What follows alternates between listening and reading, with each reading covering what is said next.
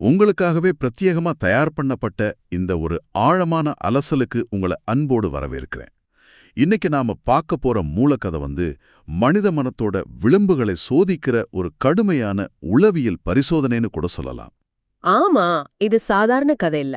நம்மிட இருக்கிற பல தரவுகள், அப்புறம் தத்துவ குறிப்புகள், உளவியல் கட்டுரைகள், இதுல இருந்தெல்லாம் ரொம்ப முக்கியமான சில விஷயங்களை எடுத்து உங்களை சிந்திக்க வைக்கிற மாதிரி சுவாரஸ்யமா பேசுறதுதான் நம்ம நோக்கமே. கண்டிப்பா. சரி, நாம நேரா விஷயத்துக்கே வருவோம். இன்னைக்கு நம்ம கதைக்களம் ஒரு விசித்திரமான ஆனா அதே சமயம் ரொம்ப பழக்கமான ஒரு பிரச்சனையோட தான் தொடங்குது. அதாவது எல்லாமே இருந்தும் எதுவுமே இல்ல அப்படின்னு உணர்ற ஒரு இளையனோட கதை அது. இந்த காலத்துல நிறைய பேர் உணர்ற ஒரு விஷயம்தான் இது. ஆமா, அவன் ஒரு நல்ல வசதியான பின்னணியிலிருந்து வந்தவன். அவனுக்கு பண கஷ்டம் கிடையாது, சமூகத்துல நல்ல அந்தஸ்து இருக்கு, எந்த ஒரு பொருள் சார்ந்த குறையும் அவனுக்கு இல்ல. ஆனா அவனுக்கு வாழ்க்கையில ஒரு துளி கூட நிம்மதி கிடையாது. எந்த பிடிப்பும் இல்லாத ஒரு நிலை. சரியா சொன்னீங்க. ஒரு கட்டத்துல வாழவே பிடிக்கல, எல்லாமே வெறுத்து போயிடுச்சு அப்படிங்கிற ஒரு உச்சக்கட்ட விரக்திக்கு அவன் வந்துடுறான். என்ன பண்றதுனே புரியாம ஒரு தெளிவை தேடி ஒரு குருவை நாடி போறான். அவர்கிட்ட போய் என் வாழ்க்கையில எந்த அர்த்தமும் இல்ல, எனக்கு ஏதாவது வழி சொல்லுங்க அப்படின்னு போய் நிக்கிறான். இப்போ இந்த இளைஞனோட நிலைமை இருக்கு பாத்தீங்களா, இது இன்றைய நவீன உலகத்துக்கு ஒரு மிகச்சிறந்த உதாரணம். இதை நாம உளவியல்ல இருத்தலியல் நெருக்கடி, அதாவது எக்ஸிஸ்டென்ஷியல் கிரைசிஸ் அப்படின்னு சொல்லுவோம். எக்ஸிஸ்டென்ஷியல் கிரைசிஸ், ஆமாம். ஒரு மனிதனுக்கு அடிப்படை தேவைகளான உணவு, உடை, இருப்பிடம், அப்புறம் பாதுகாப்பு இதெல்லாம் கிடைச்சிட்டா அவன் முழுமையா சந்தோஷமா இருப்பான் அப்படின்னு தான் நாம நினைக்கிறோம். ஆனா யதார்த்தம் அது கிடையாது. கண்டிப்பா கிடையாது. எல்லாமே கையில கிடைச்சதுக்கு அப்புறம் அடுத்து என்ன, நான் எதற்காக உயிர் வாழணும் அப்படிங்கிற ஒரு மிகப்பெரிய வெற்றிடம் மனித மனசுக்குள்ள உருவாகிடுது. மனிதனோட அந்த அகத்தேடல் வெளியில இருக்கிற பொருட்களால, அதாவது பணம் இல்லனா ஆடம்பரத்தால திருப்தி அடையக்கூடியது இல்ல அப்படிங்கறது தான் இந்த இளைஞனோட மனநிலை நமக்கு ரொம்ப தெளிவா காட்டுது. ஆமா, அவன் குருவை தேடி போனது அவனுக்குள்ள எப்படியாவது வாழ்ந்துடணும் அப்படிங்கிற ஒரு சின்ன நெருப்பு இன்னும் உசுரோட இருக்கு அப்படிங்கறது தான் குறிக்குது. அந்த இடத்த நான் எப்படி பாக்குறேன்னா, அவனுக்கு இப்படி ஒரு பிரச்சனை இருக்கிறதே ஒரு வகையில ஒரு ஆடம்பரம் தான் இல்லையா? ஆமா, அன்றாட உணவுக்கு போராடுற ஒருத்தனுக்கு வாழ்க்கையோட அர்த்தத்தை தேட நேரம் இருக்காது. உண்மையிலே அதான் நிதர்சனம். சரி, இப்போ அவன் குரு கிட்ட போனதும் அந்த குரு அவனை ரொம்ப கூர்ந்து கவனிக்கிறாரு. பொதுவா குருமார்கள்னா உடனே ஒரு பெரிய தத்துவ உபதேசத்தை ஆரம்பிப்பாங்கன்னா நம்ம எதிர்பார்ப்போம். ஆனா அவர் அப்படி எந்த உபதேசமும் பண்ணல. ஆமா, அவரோட அணுகுமுறையே ரொம்ப வித்தியாசமா இருக்கும். சரி, நான் உனக்கு வழி காட்டுறேன், ஆனா அதுக்கு முன்னாடி உன்னை பத்தி கொஞ்சம் சொல்லு, நீ என்னென்ன படிச்சிருக்க, உனக்கு என்னென்ன திறமைகள் தெரியும்னு ரொம்ப சாதாரணமா கேட்கிறாரு. இது கொஞ்சம் வித்தியாசமா தான் இருக்கு. இதுல ஒரு நுட்பமான விஷயம் இருக்கு. ஒரு மனிதனோட உள்ளே இருக்கிற இருட்ட போக்கணும்னா அவனுக்குள்ள எங்க வெளிச்சம் நுழைய முடியும்னு ஒரு சின்ன திறப்பையாவது நாம கண்டுபிடிக்கணும். குருவோட இந்த கேள்வி அந்த திறப்பை தேடுற ஒரு உளவியல் உத்தி. ஓ, அவனை புரிஞ்சுக்கிற ட்ரை பண்ணாரு. ஆமா, ஒருத்தனோட பலம், பலவீனம் இல்லனா அவனோட ஆர்வம் எதுல இருக்குன்னு தெரிஞ்சுக்காம அவனுக்கு எந்த ஒரு வழிகாட்டுதலையும் கொடுக்க முடியாது. குரு அந்த இளையனோட ஆழ்மனசுக்குள்ள நுழைய அவனுக்கு பழக்கமான ஒரு மொழிய, ஒரு கருவிய தேடுறாரு. இப்போ அந்த இளைஞன் சொன்ன பதில நீங்க உற்று கவனிக்கணும். சுவாமி, நான் எந்த படிப்பையும் ஒழுங்கா படிக்கல, எனக்கு பெருசா எந்த திறமையும் கிடையாது, ஆனா கொஞ்சம் சதுரங்கம், அதாவது செஸ் மட்டும் ஆடத் தெரியும், அதுவும் அவ்வளவு சிறப்பா இல்ல, ஓரளவுக்கு தெரியும் அப்படின்னு சொல்றான். இதுதான் இந்த திருப்பு முனை. இத கேட்ட உடனே குரு கொஞ்ச நேரம் ஆழமா யோசிக்கிறாரு. உடனே தன் பக்கத்துல இருந்த ஒரு சீடனை கூப்பிடுறாரு. ஆசிரமத்துல இருக்கிற இன்னொரு சீடனோட பேரை சொல்லி, நீ உடனே போய் அவரை இங்க கூட்டிட்டு வா அப்படின்னு சொல்றாரு. கூடவே அந்த செஸ் போர்டையும் எடுத்துட்டு வர சொல்றாரு. ஆமா, வரும்போது ஒரு சதுரங்க பலகையையும் விளையாடுறதுக்கான காய்களையும் எடுத்துட்டு வா, மத்த சீடர்கள் எல்லோரையும் இங்க கூடி வர சொல்லுன்னு கட்டளையிடுறாரு. குரு இங்கேயே சதுரங்கத்தை தேர்ந்தெடுக்கிறாரு அப்படிங்கிறது மிக முக்கியமானது. சதுரங்கம் அப்படிங்கிறது வெறும் விளையாட்டு கிடையாது. அது வாழ்க்கையோட ஒரு சின்ன மாதிரி, ஒரு மைக்ரோகாசம்னு சொல்லலாம். நம்ம வாழ்க்கையோட பிரதிபலிப்பு. சரியா சொன்னீங்க. பலகையில நடக்கிற ஒவ்வொரு நகர்வும், வாழ்க்கையில நாம எடுக்கிற ஒவ்வொரு முடிவையும், அதனால ஏற்படுற விளைவுகளையும் குறிக்குது. அது மட்டும் இல்லாம அந்த இளைஞனுக்கு தெரிஞ்ச ஒரே ஒரு விஷயம் அதுதான். அந்த சதுரங்கத்தையே அவனுக்கான வாழ்க்கை பாடமா கற்பிக்க குரு முடிவெடுத்துட்டாரு. மத்த சீடர்கள் ஏன் கூப்பிடுறாரு? ஏன்னா மனிதன் மனம் எப்பவுமே மத்தவங்க தன்னை எப்படி பாக்குறாங்க அப்படிங்கறத வச்சு தன் செயல்களை மாத்தி அமைக்கும் தன்மையுடையது. ஒரு சபையை உருவாக்குறது மூலமா அந்த பாடத்தோட தீவிரத்தை குரு அதிகப்படுத்துறாரு. கொஞ்ச நேரத்திலேயே குரு சொன்னபடியே அந்த ஆசிரமத்தோட நடுவுல ஒரு பெரிய நாடகத்துக்கான மேடை தயாராகுது. சீடர்கள் எல்லாரும் அங்கே வந்து வட்டமா கூடிடுறாங்க. நடுவுல சதுரங்க பலகை வைக்கப்படுது. குரு கூப்பிட்டு அந்த குறிப்பிட்ட சீடனும் வந்து அமைதியா நிக்கிறான். அந்த சீடனோட நிலைமை தான் இங்க ரொம்ப ஆச்சரியமானது. ஆமா குரு, அந்த சீடனை பக்கத்துல கூப்பிட்டு நீ கொஞ்ச நேரம் இவனோட சதுரங்கம் ஆடணும்னு சொல்றாரு. ஆனா எனக்கு என்ன ஆச்சரியம்னா, அந்த சீடனுக்கு சதுரங்கம்னா என்னன்னே தெரியாது. அதோட விதிகள் தெரியாது. குதிரை எப்படி நகரும், யானை எப்படி நகரும்னு எந்த ஒரு அடிப்படையும் அவனுக்கு தெரியாது. சுத்தமா தெரியாது. ஆனாலும் அவன் குருவோட சொல்லுக்கு ஒரு சின்ன மறுப்பு கூட சொல்லல. முகத்துல எந்த குழப்பமும் இல்லாம சரின்னு தலையாட்டிட்டு பலகைக்கு முன்னாடி வந்து உக்காடுறான். இந்த இடத்துல அந்த ஷீடனோட மனநிலைய நாம ஜென் தத்துவத்துல சொல்லப்படுற ஆரம்ப நிலை மனம், அதாவது பிகினர்ஸ் மைண்ட், இல்லனா ஷோஷின் அப்படிங்கிற கான்செப்டோட ஒப்பிடலாம். Beginners mind. எந்த ஒரு முன்முடிவும் அகங்காரமும் இல்லாத ஒரு தூய்மையான மனநிலை அது. அவனுக்கு விளையாட தெரியாதுன்னு குருவுக்கும் தெரியும், ஷீடனுக்கும் தெரியும். ஆனாலும் அவன் ஏன் எந்த கேள்வியும் கேட்கல? ஏன்னா அவன் தன்னை முழுமையா அர்ப்பணிச்சிட்டான். அதான் உண்மை. எனக்கு தெரியாது, அதனால நான் தோற்று போவேனோ, மத்தவங்க முன்னாடி அவமானப்படுவேனோ அப்படிங்கிற எந்த ஒரு சுயநல பயமும் அவன்கிட்ட இல்ல. குருவோட வார்த்தை ஒண்ணு மட்டும்தான் அவனுக்கு நிதர்சனம். இந்த மனநிலை தான் அந்த இளைஞனோட குழப்பமான மனநிலைக்கு நேர் எதிரான ஒரு முரண்பாடு. இப்பதான் கதையோட உச்சகட்ட திருப்பமே வருது. இதை கேட்டுட்டு இருக்கிற நீங்க கொஞ்சம் உங்களை அந்த சபையில உட்கார வச்சு பாருங்க. குரு அந்த சீடனை பார்த்து சொல்றாரு, நீர் என்னுடைய சீடர், என் பேச்ச ஒருபோதும் மறுக்காதவர், உம்முடைய அடக்கத்தையும் பணிவையும் நான் நல்லா அறிவேன், எனக்காக உயிரையும் கொடுப்பதா சொல்லியிருக்கீர் இல்லையா? இப்ப அதுக்கான வாய்ப்பு வந்திருக்கு. ரொம்ப கடுமையான வார்த்தைகள். ஆமா, இந்த இளைஞனோட நீ சதுரங்கம் ஆடணும்னு சொல்லிட்டு குரு திடீர்னு ஒரு பகிர் நிபந்தனையை விதிக்கிறாரு. இந்த ஆட்டத்துல நீ தோற்று போனா என் கையில இருக்கிற இந்த வாளால் உன் தலைய சீவி விடுவேன், இறந்தால் உனக்கு சொர்க்கம் நிச்சயம். ஒருவேளை நீ வெற்றி பெற்று விட்டால் அந்த இளைஞனோட தலைய வெட்டிடுவேன்னு சொல்றாரு. ஆமா, தோற்று போன இந்த இளைஞனோட தலைய நான் சீவி விடுவேன்னு சொல்றாரு. இத சொல்லும்போது குரு தான் ஆடைக்குள்ளேருந்து ஒரு பெரிய வாளை உருவுறாரு. அந்த வாள் சுத்தி இருக்கிற வெளிச்சத்துல பளபளப்பா மின்னுது. சரி, இப்போ ஆட்டத்தை ஆரம்பிக்கலாம் அப்படின்னு ரொம்ப அமைதியா சொல்றாரு குரு. எனக்கு இந்த இடம் ரொம்ப நெருடலா இருக்கு. ஒரு சாதுவான குரு எப்படி இப்படி ஒரு கொடூரமான மரண தண்டனை கொடுப்பாரு? இது அப்பட்டமான ஒரு உளவியல் மிரட்டல் தானே? மேலோட்டமா பார்த்தா இது ஒரு மிக கொடூரமான செயலா தான் தோணும். ஒரு குரு எப்படி வன்முறையை கையாளலாம் அப்படிங்கிற கேள்வி நியாயமானதுதான். ஆனா இதுக்கு பின்னாடி இருக்கிற அதிர்ச்சி சிகிச்சை, அதாவது ஷாக் தெரப்பி, அதோட உளவியலை நீங்க கவனிக்கணும். Shock therapy. அந்த இளைஞன் எப்படிப்பட்ட வார்த்தைகளோட வந்தான்? எனக்கு வாழவே பிடிக்கல, என் வாழ்க்கைய முடிச்சுக்க விரும்புறேன் அப்படிங்கிற எண்ணத்தோட வந்தான். அதாவது அவனுக்கு தன் சொந்த உசிரின் மேலேயே எந்த மதிப்பும் இல்லைன்னு அவன் வாய்ப்பார்த்தையா சொல்றான். ஆனா அது உண்மை இல்ல. கண்டிப்பா. மனிதனோட உயிரியல் கட்டமைப்பு அவ்ளோ சுலபமா மரணத்தை ஏத்துக்காது. மூளை எப்பவுமே உயிர் வாழ்வதற்கான போராட்டத்துக்கு நிகழ்த்தும். சர்வைவல் இன்ஸ்டிங்க்ட்னு சொல்வோம். அந்த இளைஞனோட மனச்சோர்வையும் விரக்தியையும் உடைக்கணும்னா மரணத்தை அவனோட கண் முன்னே கொண்டு வந்து நிறுத்தணும். ஓ, அதனாலதான் அந்த வாழ். குரு இங்கே திட்டமிட்டு ஒரு அதீத மரண பயத்தை உண்டாக்குறாரு. வாழ்க்கையில எந்த பிடிப்பும் இல்லைன்னு சொகுசா சொன்னவன வாழ்வா சாவா அப்படிங்கிற ஒரு உச்சகட்ட போராட்டத்துக்குள்ள தள்ளுறாரு. அவனோட விழிப்புணர்வை தூண்ட இதை விட சிறந்த நேரடியான வழி வேற எதுவுமே இருக்க முடியாது. இதை இப்போ கேட்டுட்டு இருக்கிற நீங்க அந்த இளைஞனோட இடத்தில் இருந்தா என்ன பண்ணிருப்பீங்கன்னு கொஞ்சம் கற்பனை பண்ணி பாருங்க. எதிரே ஒரு மனிதர் வாளோட நிக்கிறாரு. நீங்க தோத்தா உங்க தலை துண்டிக்கப்படும். உங்க உடல் எப்படிப்பட்ட ஒரு பதற்றத்தை சந்திக்கும்? ஆட்டம் தொடங்குது. அந்த பக்கம் சீடன் உட்கார்ந்திருக்கான். அவனோட முகத்துல எந்த சலனமும் கிடையாது. எந்த பயமும் இல்ல. தன் உயிர் இன்னும் கொஞ்ச நேரத்துல போயிடுமோ அப்படிங்கிற சாவை பற்றிய கவலை அவங்கிட்ட துளியும் இல்ல. சதுரங்கம் எப்படி விளையாடுறதுன்னு எதுவுமே புரியலன்னாலும் குருவோட கட்டளை அப்படிங்கறதால ரொம்ப அமைதியா நிதாரமா ஏதோ ஒரு காயை நகர்த்திட்டு இருக்கான். ஆனா சுத்தி இருக்கிற மத்த சீடர்களோட முகங்களை பார்க்கணும். அத்தனை பேரும் முகத்திலையும் ஒரு பயங்கரமான திகில். பாவம், தன் சக சீடனோட நிலைமை இப்படி ஆயிடுச்சேன்னு ஒரு கவலை. ஆமா, இவனுக்கு விளையாடவே தெரியாத குரு உண்மையிலேயே தலையை வெட்டிடுவாரே அப்படிங்கிற அதீத கவலை எல்லார் முகத்திலையும் அப்பட்டமா தெரியுது. அந்த அறையோட நிசப்தமே ஒரு பெரிய பாரமா அழுத்திட்டு இருக்கு. சுத்தி இருக்கிறவங்களோட பயம் ரொம்ப இயல்பானது. அது மனிதனோட அடிப்படை அனுதாபம். ஆனா அந்த சீடனோட அமைதியை நம்ம கொஞ்சம் ஆழமா பார்க்கணும்.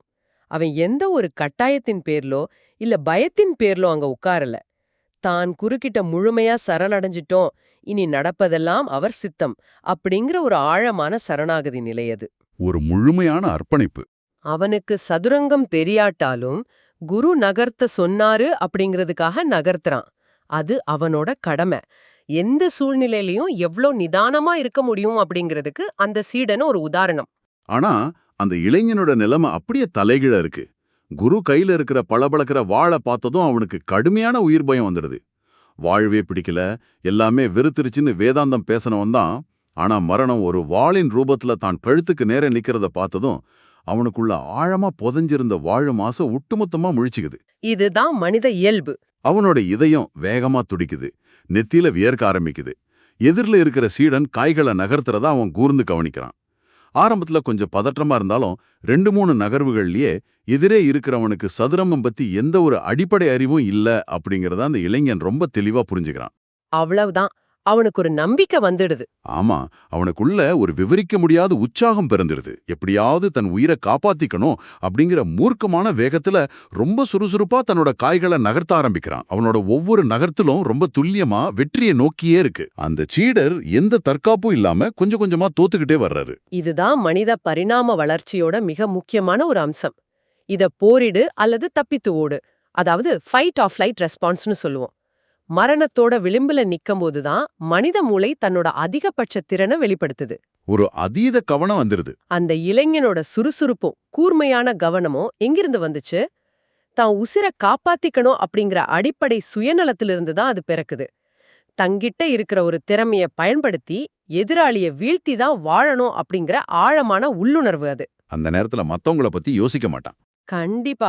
இந்த சூழ்நிலையில அவனுக்கு எதிராளியோட நிலைய பத்தியோ, எதிராளியோட உயிர் பறிபோக போகுதே அப்படிங்கிற கவலையும் சிறிதும் இல்ல. அவனோட ஒட்டுமொத்த உலகமும் அந்த சதுரங்க பலகையா சுருங்கிடுச்சு. தன் வெற்றி, தன் உயிர், அது மட்டுமே அவனோட ஒற்றை இலக்கா இருக்கு. இது ஒரு வகையில சுரங்க பாதை பார்வை, டனல் விஷன்னு சொல்லுவோம். தன் உயிரை காக்கிறது மட்டுமே அவனுக்கு தெரியுது. இளைஞன் ரொம்ப மூர்க்கமா ஒவ்வொரு காயா வெட்டிக்கிட்டே வர்றான். சுத்தி இருக்கிற சீடர்களோட முகங்கள்ல சொல்ல முடியாத வேதனை பெருகுது. சிலர் கண்களை மூடிக்கினாங்க. ஆனா இளைஞனோட முகத்திலையும் வெற்றி களிப்பு, பெருமகிழ்ச்சி. அப்பாடா, நாம பிழைச்சுக்கிட்டோம், அந்த வாள் நம்ம கழுத்தின் மீது விழப்போறதில்ல அப்படிங்கிற ஒரு பெரும் நிம்மதி. ஆனா இங்கதான் ஒரு பெரிய மாற்றம் நடக்குது. ஆமா, அந்த வெற்றியோட மிதப்புல ஆட்டம் முடிய போற ஒரு சில நகர்வுகளுக்கு முன்னாடி ஒரு கணம் நிமிர்ந்து தான் எதிரே உட்கார்ந்திருக்க அந்த சீடனோட முகத்தை பார்க்கறான் அந்த இளைஞன். நண்பர்களே, இங்கேதான் இந்த கதையோட மிக ஆழமான ஒரு மாபெரும் உணர்வுபூர்வமான திருப்புமுனை நடக்குது. அதுவரைக்கும் அவனோட கண்கள் அந்த சதுரங்க காய்களையும் தன்னோட வெற்றிக்கான வழிகளையும் மட்டுமே பார்த்துட்டு இருந்துச்சு. அந்த தற்காப்பு மனநிலையிலிருந்து, அதாவது அந்த சர்வைவல் மோட்ல இருந்து அவன் வெளியே வந்து முதல் முறையா தான் எதிராளியோட முகத்தை பார்க்கறான், ஒரு சக மனிதனை. அவனோட இருப்ப அவன் உணர்ற தருணம் இது. அந்த சீடனோட முகத்தை பார்த்த மறுகணமே அந்த இளையனோட உள்ள ஒரு பெரிய அதிர்வு ஏற்படுது. மனசுக்குள்ள ஏதோ ஒரு இனம் புரியாத வலி உண்டாகுது. அவனுக்கு அந்த சீடனை பார்க்க ரொம்ப பாவமா இருக்கு. மரணம் இன்னும் சில நிமிஷங்கள்ல அவனை தழுவ போகுதுன்னு தெரிஞ்சும் அந்த சீடனோட முகத்துல அவ்ளோ சாந்தம். எந்த பதற்றமும் இல்ல, எந்த ஒரு கோபமோ பயமோ பதற்றமோ, ஏன் தப்பித்து ஓடணும் அப்படிங்கிற துடிப்போ கூட அவன்கிட்ட இல்ல. எவ்வளவு இனிமையான களங்கமில்லாத முகம் அது. அவருடைய கண்கள்ல எவ்வளவு கருணை நிரம்பி வழியுது. இவ்வளவு கருணைமிக்க இந்த மனிதர் எனக்காக மட்டுமே இன்னும் கொஞ்ச நேரத்துல சாகப் போறாரா? அவர் சாகத்தான் வேணுமா அப்படின்னு அந்த இளைஞன் தீவிரமா யோசிக்க ஆரம்பிக்கிறான். அவனோட வெற்றி களிப்பு அப்படியே உறைஞ்சு போகுது. அந்த ஒரு நொடி பார்வை அந்த இளைஞனோட ஒட்டுமொத்த உலக பார்வையையும் தலைகீழா மாற்றிவிடுது. தன் உயர், தன் சுயநலம் அப்படிங்கிற குறுகிய கூட்ல இருந்து அவன் தடாலடியா வெளியே வர்றான். எதிரே இருப்பவரோட அமைதியும் அந்த தூய்மையான அர்ப்பணிப்பும் அவனோட ஆழமான மனசாட்சிய தட்டி எழுப்புது. ஒரு பெரிய விழிப்புணர்வு. ஆமா, ஒரு நெருக்கடியான சூழல்ல மற்றவரோட துன்பத்தை கண்டு நமக்குள்ள எழும் இந்த ஆழமான உணர்வைத்தான் நம்ம பச்சாதாபம் இல்லனா எம்பத்தி அப்படின்னு சொல்றோம்.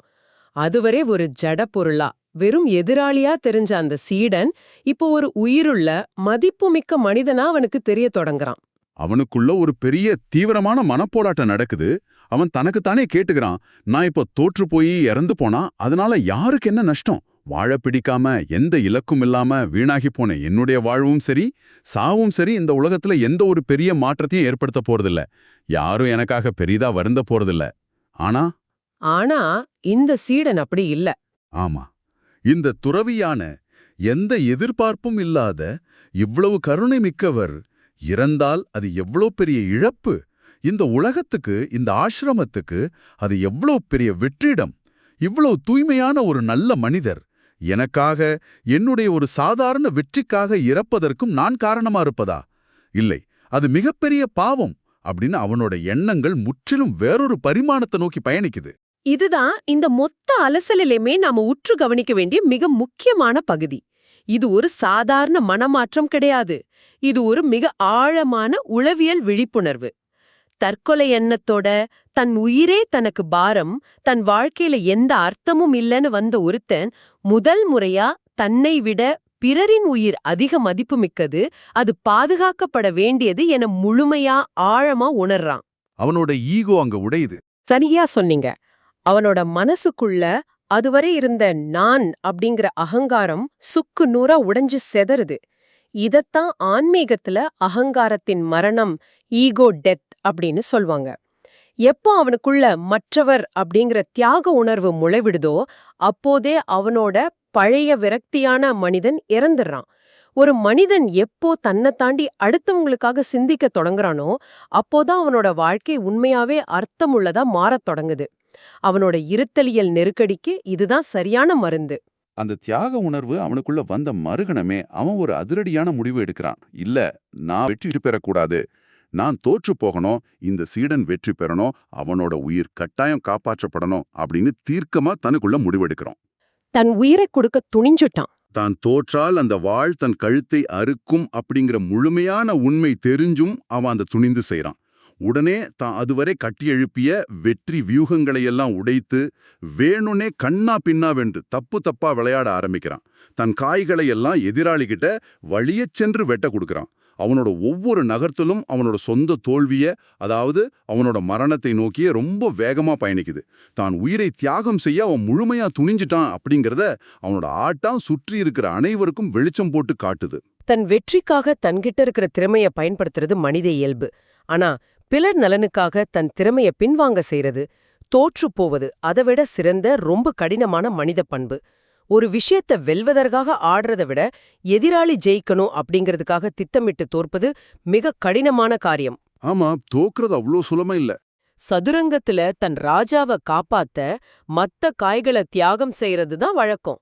ஆனா இங்க தனக்கு எந்த வகையிலும் சம்பந்தமே இல்லாத ஒரு அந்நியனை காப்பாத்த தியாகத்தோட உச்சமா தன் சொந்த உயிரையே விலையா கொடுக்க முன்வர்றான் இந்த இளைஞன். இது மரண பயத்தை மீறிய ஒரு மாபெரும் கருணை. ஆனா இவை அனைத்தையும் அந்த இளைஞனோட முகப்பாவங்கள் முதல் அவன் காய்களை நகர்த்தும் விதம் வரை அனைத்தையும் ரொம்ப கூர்ந்து கவனிச்சிட்டு இருந்தாரு அந்த குரு. ஆரம்பத்துல இளைஞன் வெற்றி பெற துடிச்சதையும் பார்த்தாரு. இப்போ அவசர அவசரமாக தோற்க துடிப்பதையும் பார்த்தாரு. ஆட்டம் முடிய போற அந்த இறுதி தருணத்துல திடீர்னு ஒரு எதிர்பாராத காரியத்தை செய்றாரு குரு. ஆட்டத்தை முடிவுக்கு கொண்டு வர்றாரு. அவர் தன் முன்னால இருந்த சதுரங்க பலகையை அப்படியே கையால ஓங்கி தட்டி கவிழ்க்கிறாரு. காய்கள் எல்லாம் நாலாபுறமும் சிதறி பறக்குது. சுத்தி இருந்த சீடர்களுக்கும் சரி, அந்த இளைஞனுக்கும் சரி என்ன நடக்குதுன்னு புரியல. எல்லோரும் அதிர்ச்சியில திகைத்து போய் நிக்கிறாங்க. ஆட்டம் பாதியில முடியுது. குருவோட இந்த அதிரடியான செயல் ஒரு பெரிய விடுதலையோட குறியீடு. அந்த சதுரங்க பலகை அப்படிங்கிறது அவங்க அதுவரை சிக்கியிருந்த வாழ்வா சாவா அப்படிங்கிற மாயை. அந்த மாயைக்கான தேவை முடிஞ்சிடுச்சு, பாடம் கற்றுக் கொடுக்கப்பட்டுடுச்சு. அதனால அந்த மாயைய, அந்த பலகையை உடைத்தெறிகிறாரு குரு. எனக்கும் அதே கேள்விதான் வருது. ஏன் விளையாட்டை இடையில நிறுத்தினாரு? எதுக்காக அந்த நாடகத்தை முடிவுக்கு கொண்டு வந்தாரு? குரு வாழ கீழே வச்சுட்டு அனைவரையும் பார்த்து கம்பீரமா அறிவிக்கிறாரு, இந்த ஆட்டத்துல யாருக்கும் வெற்றி இல்ல, யாருக்கும் தோல்வியும் இல்ல அப்படின்னு சொல்றாரு. அவரோட உண்மையான நோக்கம் விளையாட்டு கிடையாது. ஆமா, பிறகு அவர் நேரா அந்த இளைஞனோட கண்களை பார்த்து சொல்றார், உன்னுடைய மன ஒருமைப்பாட்டை நான் கூர்ந்து கவனித்தேன். ஆரம்பத்துல உன் உயிரை காப்பாற்றிக் கொள்ள வேண்டும் என்ற எண்ணத்துல ஆட்டத்துல நீ முழுமையாக மூழ்கி போனதை பார்த்தேன். ஆனால் கடைசியில உனக்கு எதிரே இருப்பவனுக்காக, அவன் உயிர்வாக வேண்டும் என்பதற்காக உயிர் தியாகம் செய்ய முடிவெடுத்து தாறுமாறாக நீ ஆடியதையும் நான் கவனித்தேன். குரு இங்க அவனோட 2 வெவ்வேறு மிக முக்கியமான மனநிலைகளை பாராட்டுறாரு. ஒன்னு, தன் கடமையில, தன் செயல்ல முழுமையா தன்னை ஈடுபடுத்திக் கொள்ளும் ஒருமைப்பாடு, focus and will do live. மற்றொன்று, அடுத்தவர் மேல் கொண்ட எல்லையற்ற கருணையால் வந்த தியாகம், சாக்ரிஃபைஸ் அண்ட் கம்பேஷன். இந்த 2ம் தான் ஒரு மனிதனை முழுமையாக்குது. உடலுக்கானது ஒண்ணு, ஆன்மாவுக்கானது ஒண்ணு. சரியா சொன்னீங்க. உயிர் வாழ்வதற்கான போராட்டம் உடலுக்கானதுன்னா மற்றவர்களுக்கான தியாகம் அப்படிங்கிறது ஆன்மாவிற்கானது. இவை இரண்டும் இணையும் போதுதான் மனித வாழ்வு முழுமை பெறுது. தொடர்ந்து அந்த குரு இளைஞர்கிட்ட ரொம்ப கனிவா சொல்றாரு, வாழ்க்கைனா என்ன அப்படிங்கறதும், எந்த வாழ்க்கை உண்மையான பயனுள்ள வாழ்க்கை அப்படிங்கறதும் இப்ப உனக்கு தெளிவா புரிஞ்சிடுச்சு. நீ இதை இங்க விளையாட்டின் மூலமா உனக்கு நீயே கற்றுக்கொண்டாய். உன்னுடைய மனம் இப்ப ஒரு முழுமையான பக்குவ நிலையை அடைஞ்சிடுச்சு. தியாகம் உன்னுடைய இதயத்துல இப்ப நிரந்தரமா குடிகொண்டு விட்டது.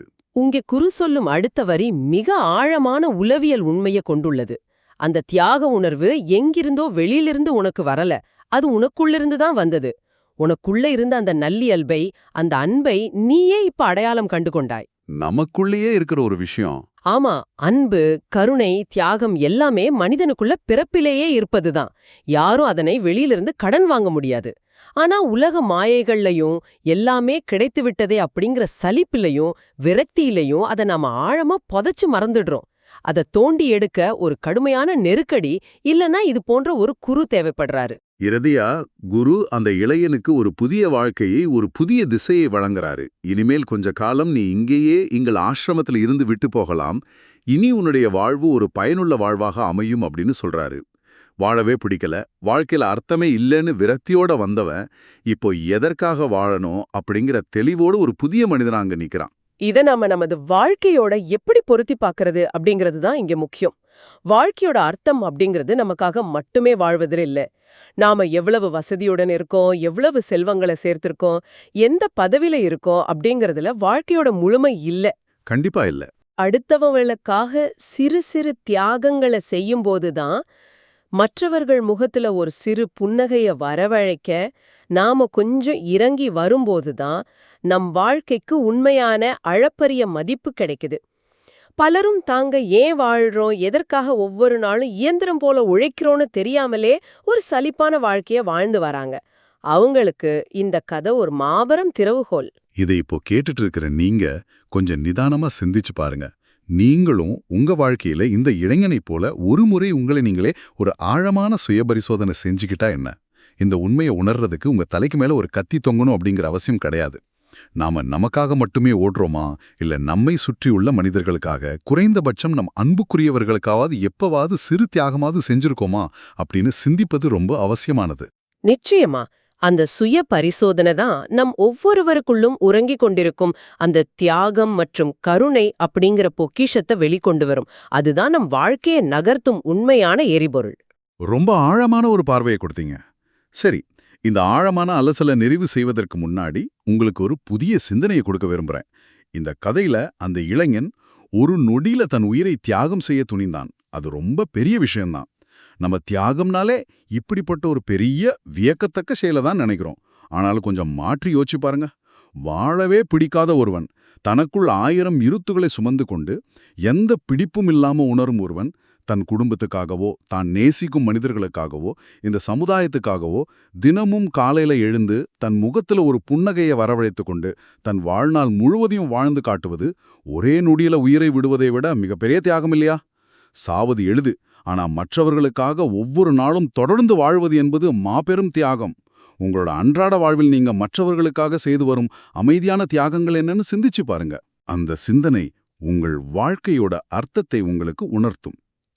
மீண்டும் மற்றொரு சுவாரஸ்யமான இதுபோன்ற ஆழமான அலசலில் உங்களை சந்திக்கும் வரை உங்களிடமிருந்து விடைபெறுகிறோம்.